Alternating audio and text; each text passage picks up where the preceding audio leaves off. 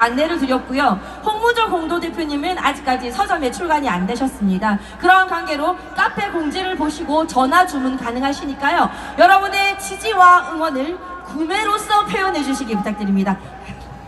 네, 다음 연사분 바로 모시겠습니다. 서울대 법학과를 나오셔서 지금 현직 대학 교수십니다. 서울대를 나왔지만 조국과는 차원이 다릅니다. 바로 진실과 정의를 위한 투쟁에 앞장서고 계시는 우리 공화당의 최고위원이시자 전 인제대 대학 법학과 교수로 계시는 한상수 교수님 모셔보겠습니다.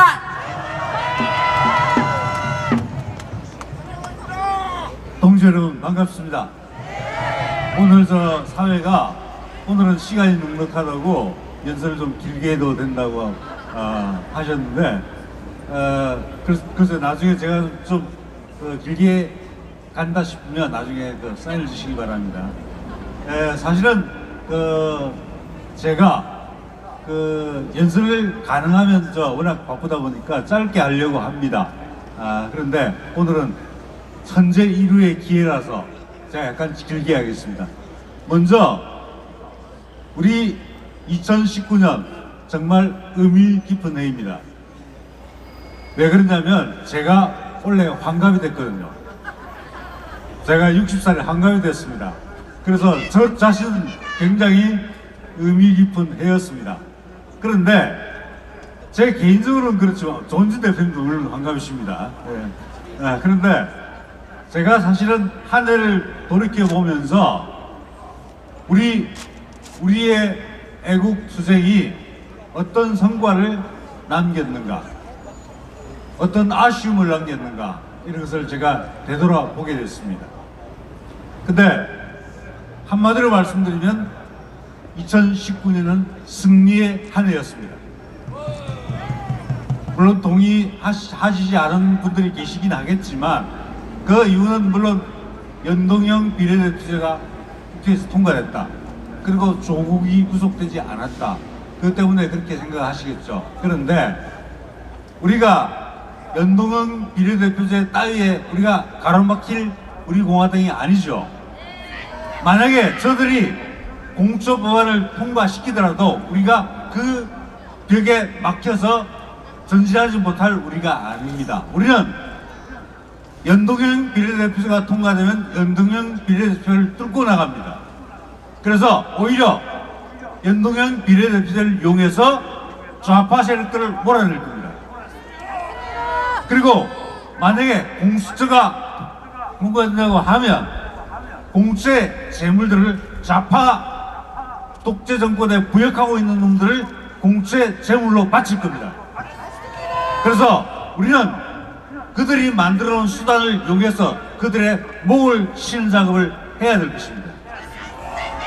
그래서 우리는 국회가 공처 법안을 통과시키지 않기를 강력하게 요구하지만 만약에 그들이 공처 법안을 통과시키면 제1, 제2, 제3의 희생자들은 바로 문재인의 부역자들이라는 걸 우리가 분명히 실현해 나갈 것입니다.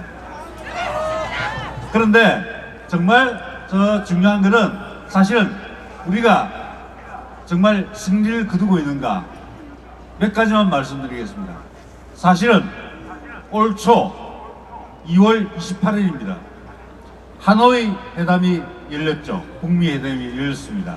그런데 좌파들은 하노이 회담이 성공해서 가짜 평화가 온다. 그리고 김정은 또 북한에 대한 국제 제재, 안보리 제재가 좀 풀릴 것이다. 이런 기대감을 가지고 있었죠. 그런데 그 회담장을 트럼프 대통령은 과감히 끌어차고 나왔습니다. 그 이후부터 김정은과 문재인은 정말 지옥 같은 시간을 보내고 있습니다. 제재는 더 강화되고 있고, 그리고 또 얼마 전에 2020 백개년도 국방수권법이 통과됐습니다. 거기에는 원비어법이라고 하는 그 대북 제재 내용이 포함되어 있습니다. 이건 바로 김정은의 숨통을 바로 끊어놓기 시작하는 작업들이 진행된다. 이렇게 보시면 됩니다. 그래서 2월 28일 날 하노이 회담에서 바로 국제 정세는 바로 우리 애국 우파들에게 유리한 국민으로 전개되고 있고, 거기에 김정은이 무모한 도발을 했습니다. 특히 두 가지 도발을 했는데, 하나가 SLBM 잠수함 발사 미사일을 발사한 겁니다. 잠수함 SLBM이라고 하는 것은 2,000km만 가 있어도 저 날아가는 미사일이라도 그 태평양 그 캘리포니아 앞바다에서 발사를 하면 미국 본토에 직접 도달하게 되어 있습니다. 그건 ICBM과 똑같습니다. 대륙간 탄도와 똑같기 때문에 미국은 절대 좌시하지 않습니다. 바로 사실은 ICBM을 개발한 것과 같은 그런 무모한 도발을 김정은이 한 겁니다. 그리고 또 얼마 전에 ICBM용 엔진 시험을 했습니다. 그게 위성에다 포착됐습니다. 그러면 ICBM이 만약에 완성이 돼서 핵무기를 실어서 미 본토를 공격한다. 미국은 절대 이것을 용납할 수가 없습니다. 미국이 한 가지 예만 들어드리겠습니다. 미국이 본토의 공격에 대해서 얼마나 실을 떴냐면, 제일 첫 번째 본토 공격이 진주만 공격이었습니다. 바로 일본이 진주만을 선전포고도 없이 공격을 했습니다. 그때 진주만이 완전히 초토화됐죠. 근데 그날 바로 국회가 수립되고 일본에 대해서 선전포고가 진행된 겁니다. 그래서 여러분 잘 아시는 태평양 전쟁이 시작된 겁니다. 태평양 전쟁에서 미국은 굉장히 많은 희생들을 치렀지만, 핵무기 히로시마 나가사키에 핵폭탄을 떨어뜨려서라도 일본을 항복시키려고 했습니다. 그리고 그렇게 했습니다. 미국 본토를 공격하는 것이 어떤 결과를 초래하는지 바로 태평양 전쟁이 보여줍니다. 그리고 또 하나 있습니다. 바로 오사마 빈 라덴이 중심이 된 이슬람 무장 세력들이 뉴욕의 쌍둥이 세계 무역센터를 공격을 했습니다. 전혀 예상하지 못했던 공격 방법이었습니다. 그리고 펜타곤도 공격을 했습니다. 그런데 이 전혀 새로운 방식의 본토 공격이 이루어지자 그 이후에 바로 이제 테러와의 전쟁이 진행됐습니다. 이제 그 테러와의 전쟁에서 물론 여러 사람들이 다 참수를 당했습니다. 오사마 빈 라덴뿐만 아니라 그 이라크에 지역에서 마찬가지로 그렇게 됐죠. 그래서 실제로 미국은 본토에 대한 공격을 절대 용납하지 않습니다. 그런데 김정은이 그렇게 하겠다는 겁니다. 그럼 결과가 어떻게 될까요?